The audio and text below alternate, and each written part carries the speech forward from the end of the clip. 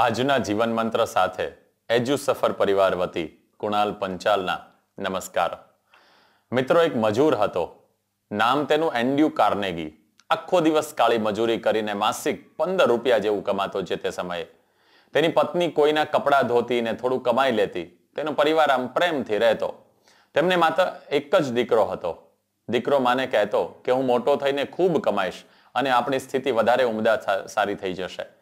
પરિશ્રમ, સંપ, સહકાર અને સૂઝબૂઝથી તેની આવક ધીમે ધીમે વધવા લાગી. છોકરાની લગ્ન કરવાની ઉંમર થઈ, પરંતુ લગ્ન કરવાની તેણે ના પાડી. માતાના પ્રેમમાં ભાગ ન પડે તે માટે વધારે સારી આર્થિક સ્થિતિ કરવા માટે તેણે લગ્ન ન કર્યા.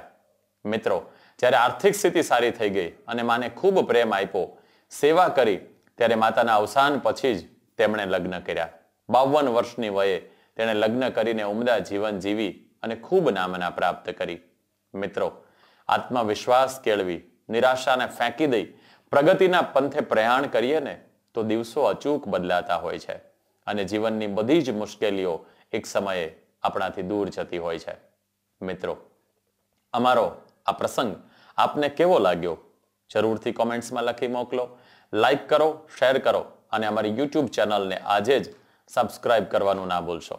આપનો સમય શુભ રહે. સૌનું શુભ થાઓ.